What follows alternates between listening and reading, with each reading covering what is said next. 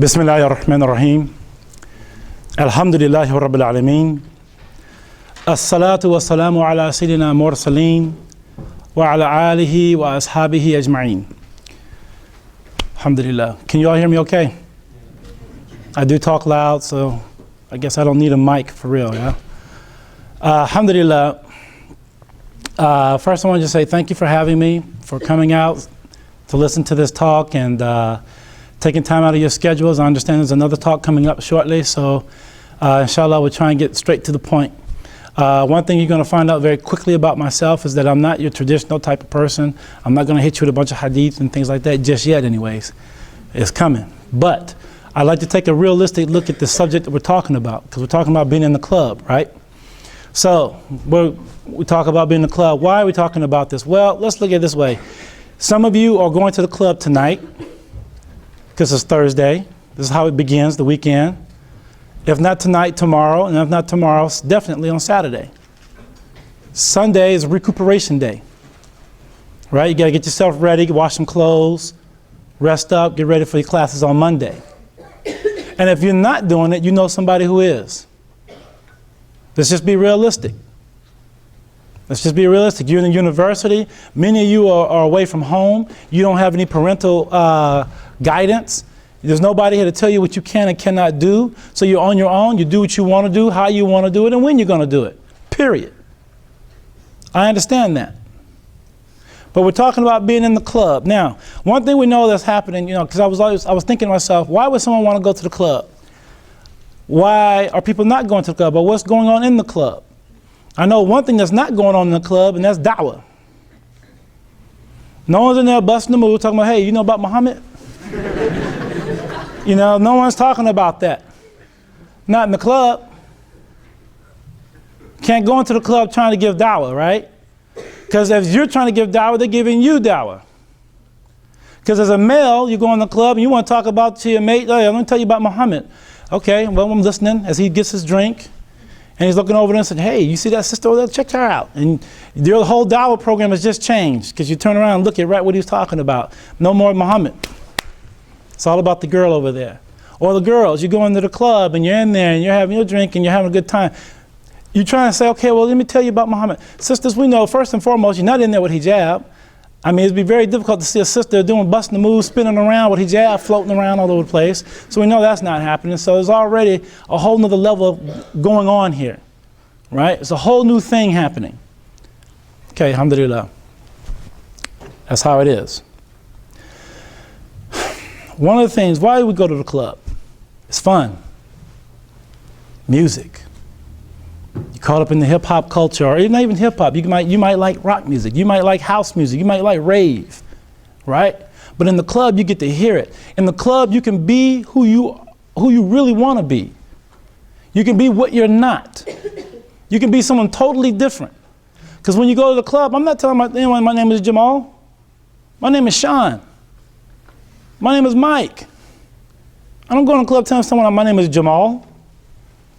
And I'm sure many of you become a whole new person. Because going to the club is a lifestyle, is it not?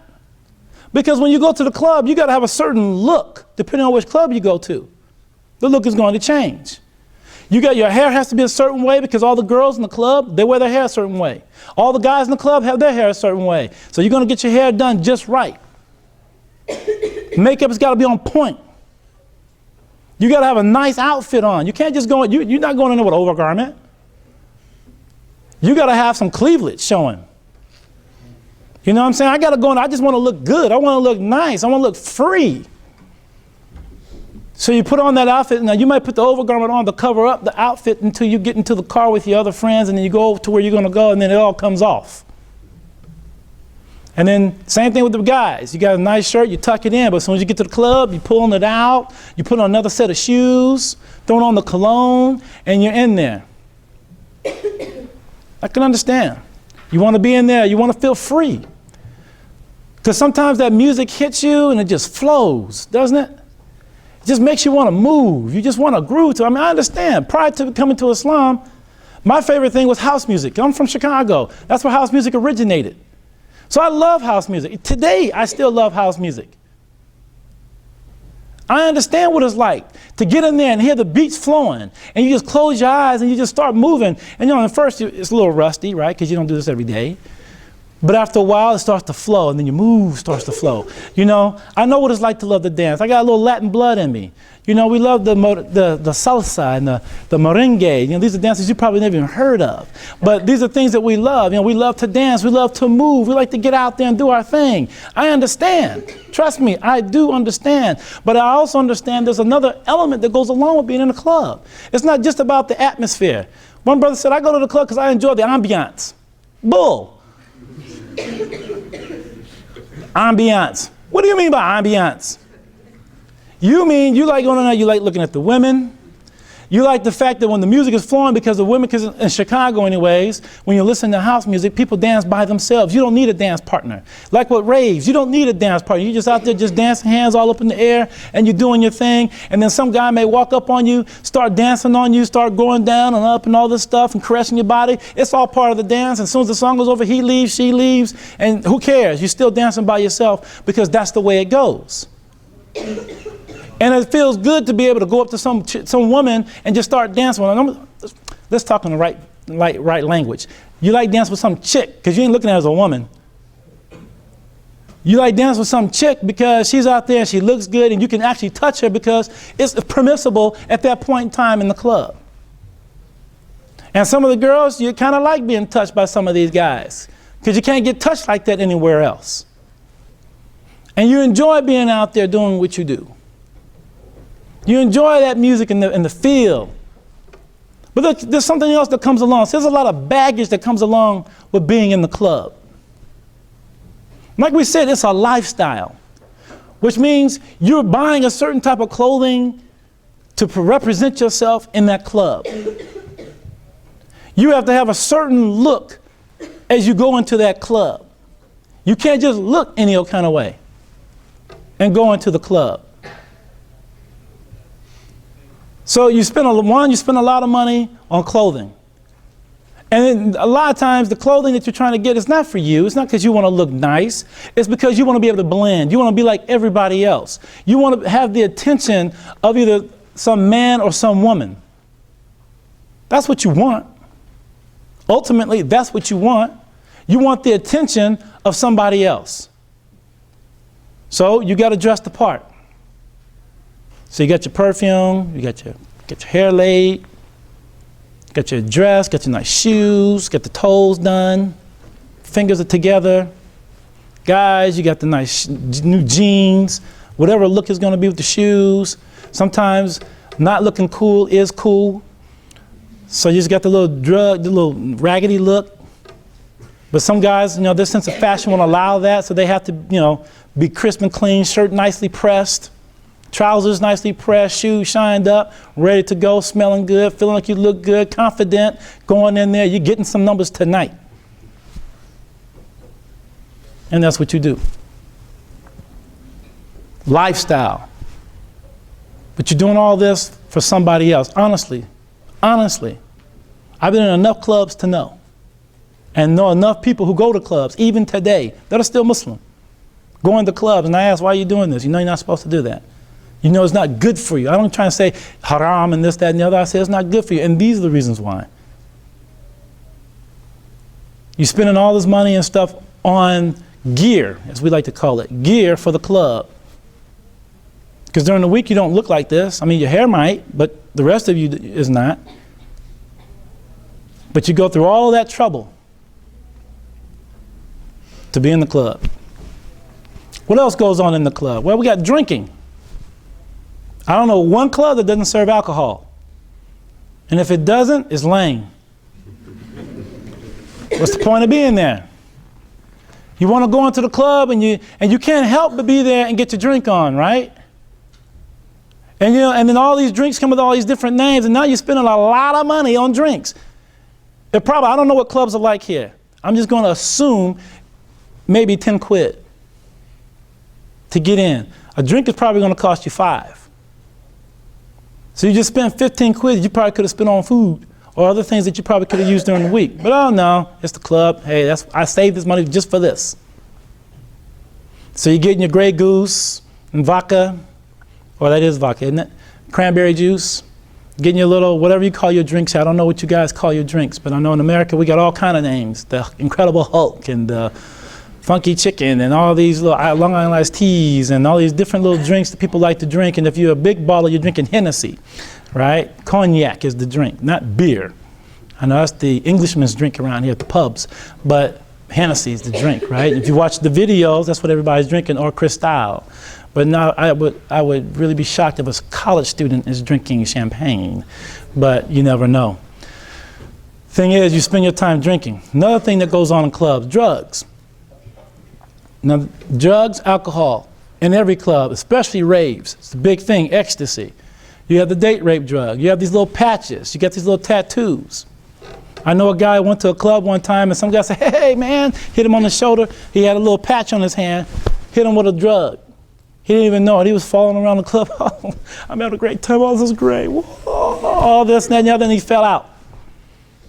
Right? Fell straight out. Didn't know he had been drugged. Now, for sisters, majority of you, everyone's sister in here, beautiful sister, mashallah. You go to the club. If I know you're beautiful, they know you're beautiful, other people know you're beautiful, well, somebody wants to get to you.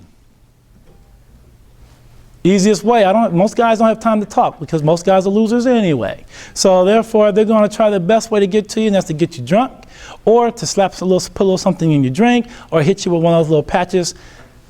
You're gone, you're lost. Now what happens? Well, he's taking you off to some corner, because, you know, it's kind of live, and, you know, some people like to take it to the max when they go to clubs, to be as wild as they possibly can. And what's more wild than having sex over in the bathroom or having sex up in some corner?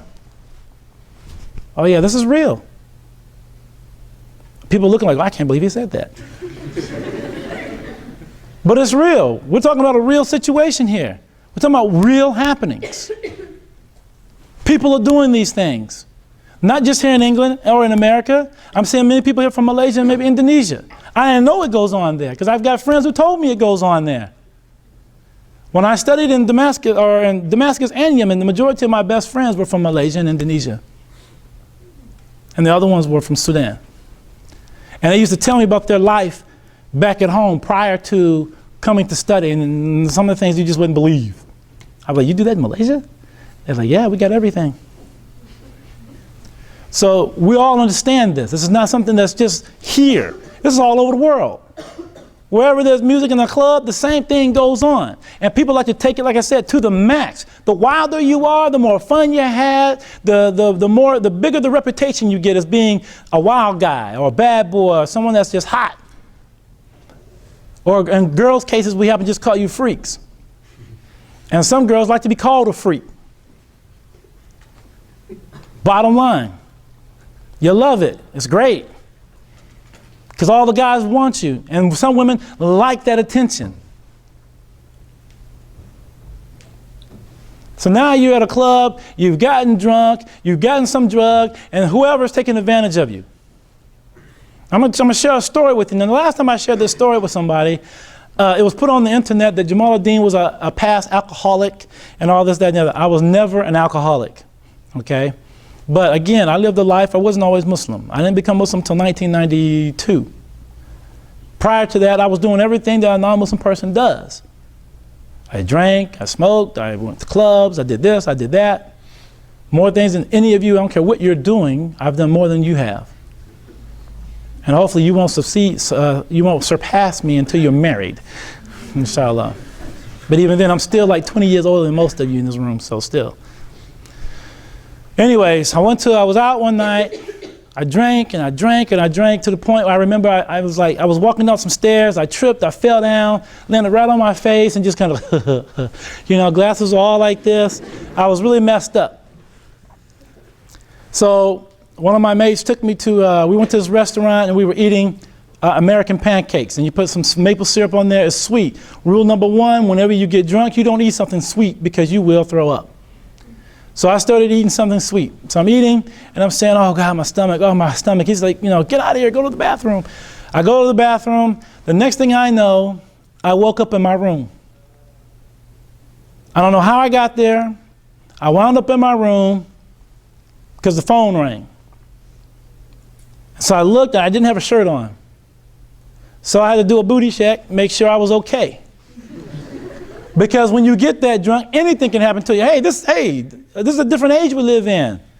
Men get raped too. They do. I mean, you're laughing, but it's the truth. You get drugged and somebody sees you and he's like, Chad, we've got one. And it's a wrap. It happens. Men, boys were no safer than women and girls. Not in this day and age. So I had to check myself. Alhamdulillah, I was okay. I got up. And at that point, and it was before even Islam, I decided I was never drinking like that again. Because I did not like the fact of knowing that I was that out of control, that I did not know what was happening to me. That's why anywhere I go, if I'm drinking something, it's going to be clear. So if someone puts something in there, I know. Because I'm not just going to take something and not know what's in it. Because you just don't know about people. You don't know. People you're very close with, people you thought were your friends, they will set you out and set you up. But you want to be in the club. It's fun, it's great, it's exciting. Oh, no one's going to do that to me. You don't know. Maybe the bartender. He may be working with somebody. You don't know. But the thing is, when you go to the club, you're putting yourself out there for anything. You're setting yourself up ultimately for failure. You met some nice guys there. You're going next week because you want to meet them again. You met some great girls. You're going back there to meet them again. What does that lead to? It seems hot and it seems wonderful to be in the club. Again, you can feel like you're somebody else and you just lose yourself in the music if that's what you do. You love to dance. Oh, I love to dance. You can dance in your room. You can dance at home. And you can get as wild as you want to at home. You can jump on the bed, on the table, and everything else, and nobody has to see you look like a fool. You go to the club, have a few drinks. First of all, drinking does not control your actions. I'm going to tell you that right now. It's just an excuse to act crazy. Guys that play drink like they're drunk, he probably had one drink. But he's stumbling around and grabbing on women. Oh, I'm sorry. Oh, I'm so drunk. Oh, I'm so drunk. He's not drunk. He just had an excuse to fall all over you and touch you. But guess what? You were in the club, so you got felt on. It's not his fault, it's your fault. You shouldn't have been there in the first place. The club is not an environment for growth. It may seem to be a place that you can lose yourself. It may be a place you can feel open. You can feel like you're releasing from all the stress and the strain of the week. You may feel as though being in the club may help your status. But the question is, what kind of status, what kind of reputation are you developing for yourself? How are you being looked at? See, one brother was just telling me last night about how there was a sister, wears hijab, and she was at a restaurant and her phone popped up, her phone rang, and there was a picture of some chick with her hair laid down and her breasts were out in her shirt and stuff, and the guy said, hey, you know, someone must have sent you a bad picture. She said, oh, no, that's me. And on my Facebook, I've got a whole bunch of pictures like this. And she was proud of that. Proud of that. So that tells you one thing. Just because you wear hijab doesn't mean you're on the straight and the narrow. Because hijab can come off. And when you think you're safe and nobody knows you, and you think that you're away from everybody's eyes that might have something to say, it comes right off. And you're doing your thing. Doesn't matter. If you want to hang, you're going to hang. I don't care what you wear, what you look like, and how you perceive or the personification that you give to other people around you. The reality is once you're by yourself and once you're doing what you really want to do, you just do what you want to do. But now, this guy happens to see this in the restaurant. And so he looks at her. As the brother mentioned to me, he said, yeah, man, this is going to be wifey. What kind of wife is that? A freak. Because that's what he's thinking in his mind. I got a freak on my hands. And see, the connotation of a freak is that, okay, if she's going to the club and she's dressing like that, then that means she's probably drinking. That also means she's probably also having sex. And it means she's also had sex more than one time, so she should know what she's doing. So I'm looking to get that fix and that feel of having some woman blow my mind. Freak. That's what he's looking for. A man who looks for a woman like that, first and foremost, has no respect for a woman. So if that's what you want in the club, you want to go to the club and find some guy, I'm going to tell you one thing. If you're in the club looking for a man, you're in the wrong place. If you're in the club looking for a woman, you're in the wrong place. Because number one, nobody really has respect for each other because you're in the club. The guys may come, they may have their little game and their little play, I think you're a very intelligent woman. We've had a chance to talk and I really like your mind. I really think you're sweet and you're really, you're deep. You're deep. I don't think they have slow jams like they used to. They don't have the slow section. Do they? Well, you better not answer. Although I know some of you know. But back in my day, you had a whole set of fast music, and then at the end, you had slow music. Why? Because the whole time you spent in the club, you spent trying to find the right person so that when a slow jam came on, that was the woman you were going to slow dance with, and that's how you get your numbers and everything else. That's how we used to work it. Well, I don't think much has changed, to be very honest with you. Guys still have plans, and they have the little schemes. Nothing's changed.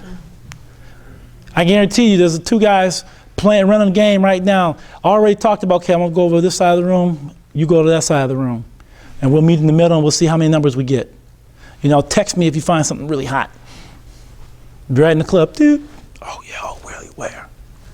Oh, in the blue dress, right. Got her. Go right after her. I know that's what happens. I have mates that do that. So I know it happens. So I'm not just making this stuff up. But again, if you're in the club and you're looking for somebody, you're trying to get the attention of some man, well, just know automatically that man's not going to respect you. You may think he does. You may say, no, he's different. No, I've seen him before on the campus. Oh, he's very well respected. Yeah, he's not respecting you. He met you in the club. He might dance, he might touch your booty and dance with you and go down and do all these dances, and he's trying to drop it like it's hot.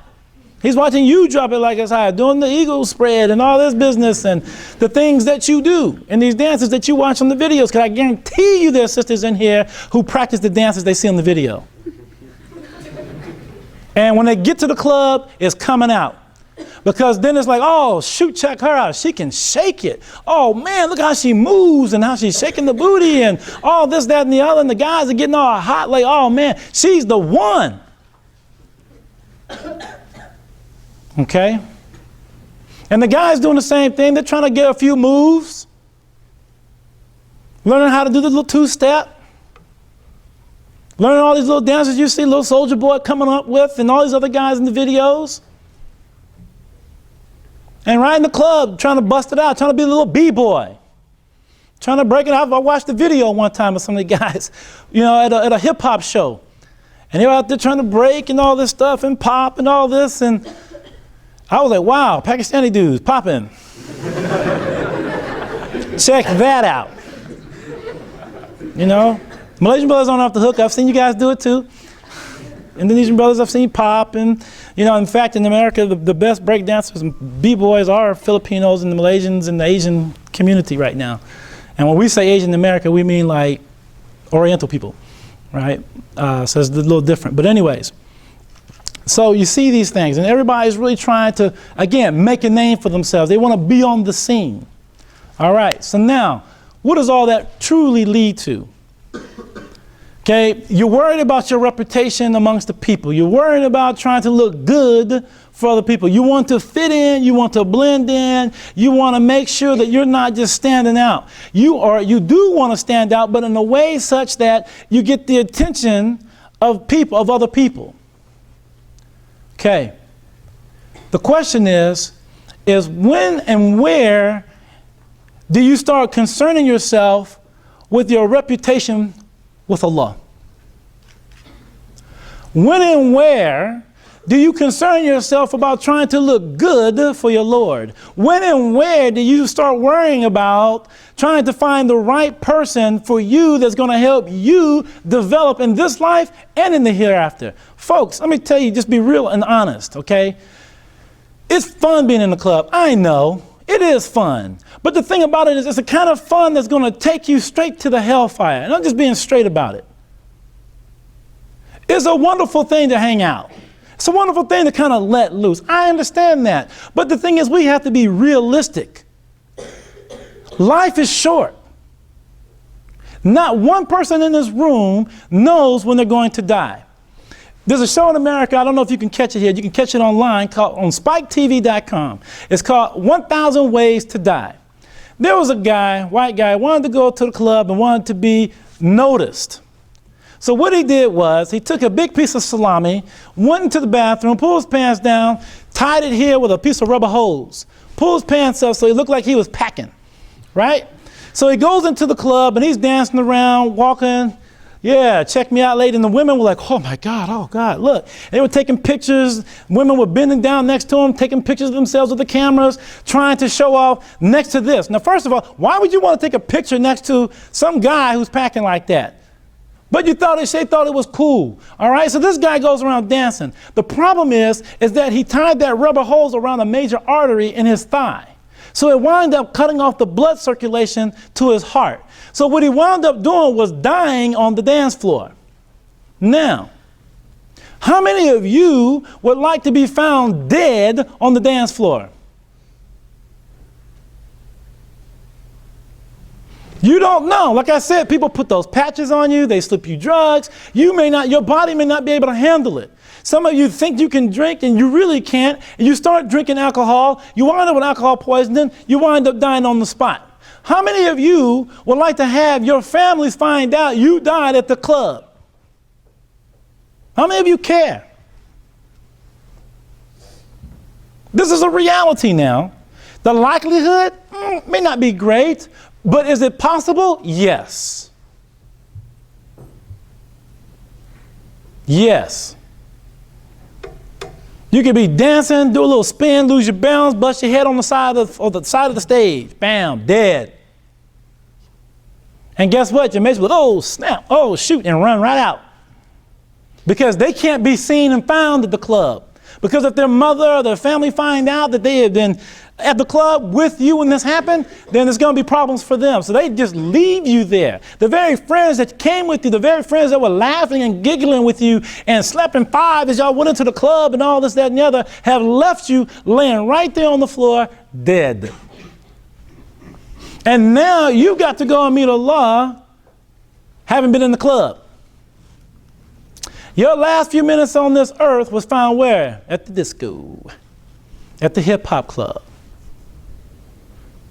You were having a great time. They find out, oh, they had a very high content of alcohol in their blood system. Oh, we also found some traces of drugs in them. Now what? So you were concerned about your reputation. Now it's been tarnished.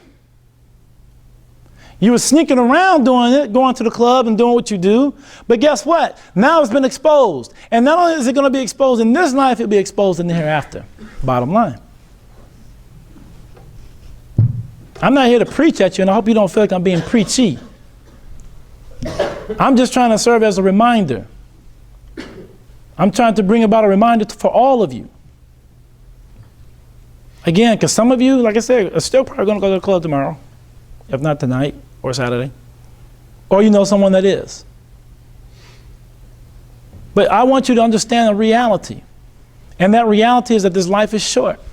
How you spend the time in this life is also going to determine your hereafter. I know it's fun and it's groovy and it's great and it's wonderful in this life, but the reality is it's going to be better for you in the hereafter.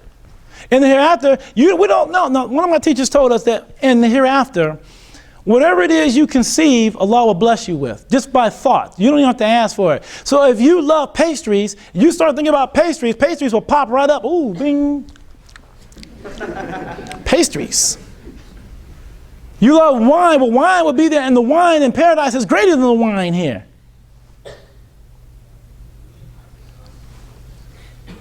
So if you get those things, who knows? Who knows? Maybe Allah will allow you to have some hip-hop music in hereafter. It won't be nasty hip-hop, at least. But it'll be beats and music that you cannot even fathom. And Allah may allow you to dance your eternal life off, if that's what you want. But wouldn't you rather do that in paradise than to do it in this life and miss out on paradise where the real party's going to be? I would rather be at the real party than down in hell, burning and tortured and wondering, dang, man, all I had to do was just let it go. But no, I had to have it. I had to do it then.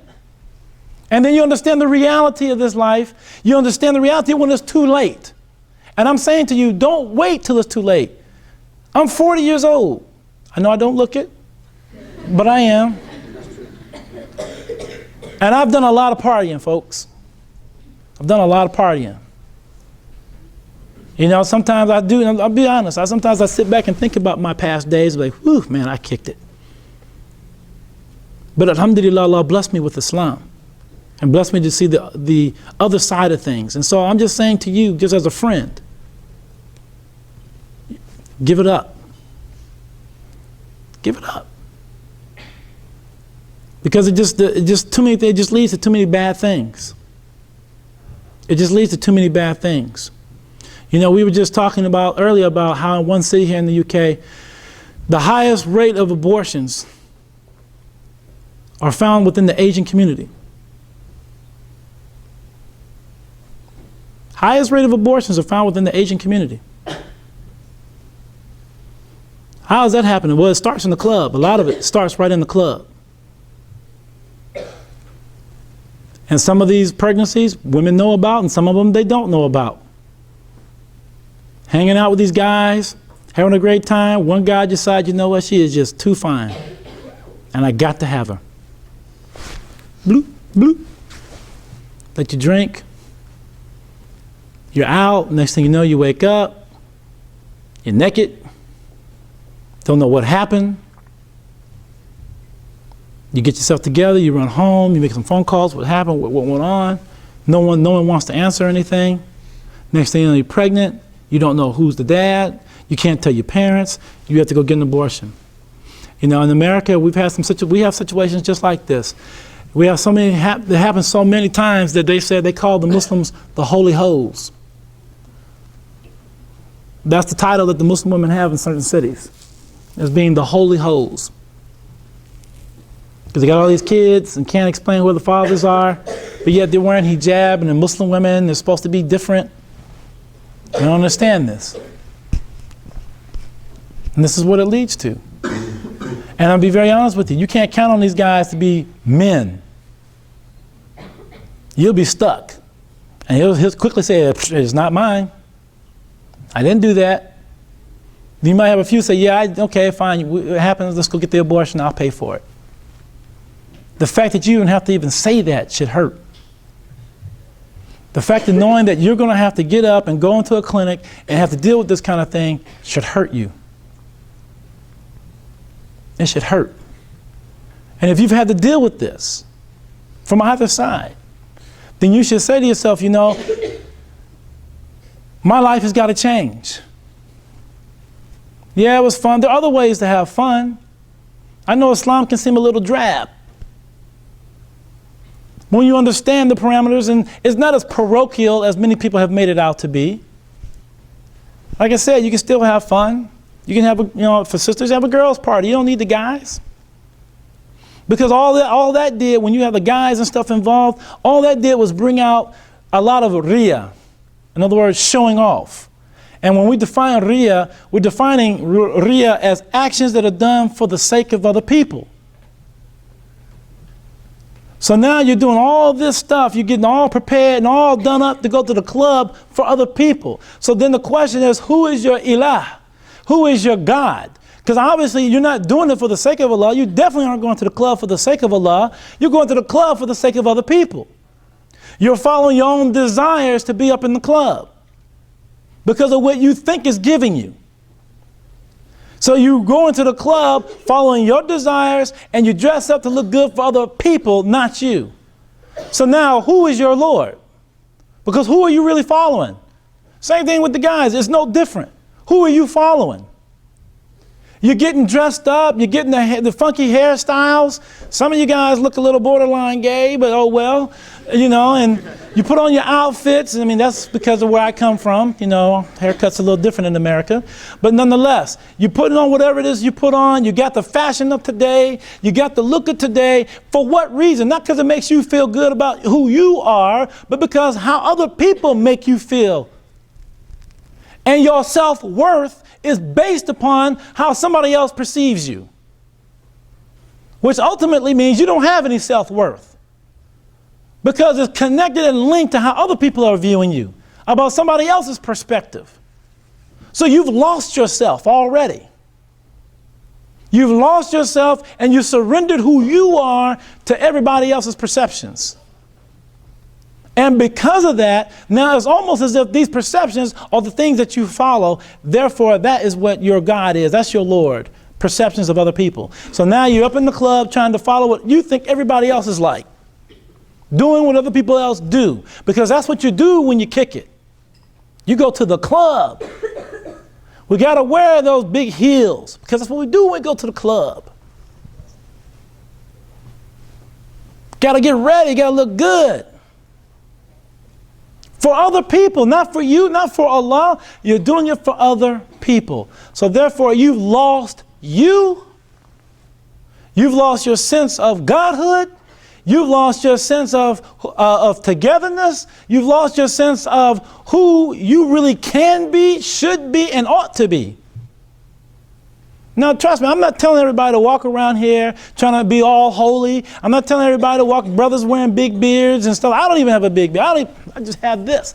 So I'm not telling everybody to start, taking on this certain persona and start walking around acting like, that model you see in many of the masjids. I'm not saying that.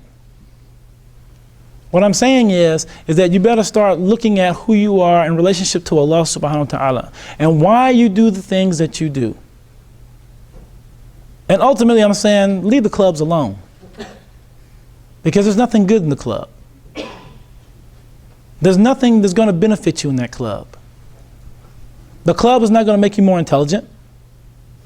The club is not going to get you that A on the next examination. That club is not going to help you get a job. It depends on what kind of job you're trying to do. But if you're doing that kind of job in the club, then it's not halal. And it's not going to bring any benefit to you, ultimately. The club is not going to help you develop, is the point. You should be people who want to develop, inwardly and outwardly.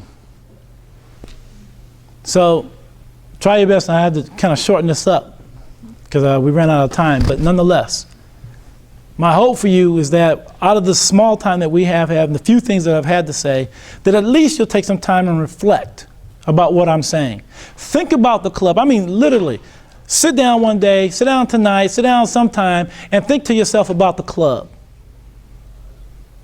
Okay, what, you like the lights? The DJ is hot? The DJ can make you tapes. The DJ can make you CDs. You can listen to that in the room, like I said earlier. Listen to that in the car. You can dance at home. All that other stuff, what else is there in the club that's really great? What does it really make you feel? And if it really makes you feel good, then why is it that it's just the club that does it? What is missing in your life that you can't find that same feeling elsewhere? What's really the trip is how come if you feel like, I need to release the stress, how come you can't find that in the dhikr of Allah?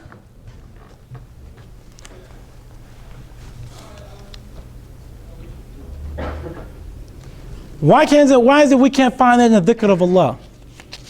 Why can't you find that same release? Because trust me, I've had to find it myself. And I know the question will be, well, how did you find it, Jamal? Well, let me tell you. I found that same release just by just sitting down, taking a deep breath and saying Allah and breathing out saying, oh, who? meaning huwa Allah. Just releasing some stress, meditation,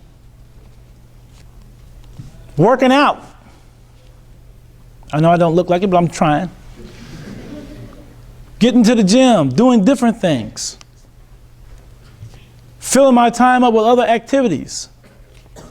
That's how I'm getting rid of it, honestly, in all honesty. Changing my diet, working out, running. It's important. Leave the club alone, because there's nothing good there for you. And I hope that none of you have to wind up finding out the hard way how messed up a club really is. So inshallah, may Allah bless you all, protect you and guide you. May Allah increase your rank in this life and in the hereafter. May all of you find closeness and a different type of nearness to Allah subhanahu wa ta'ala through your reflection and your contemplation of yourself and of your environment and everything else around you.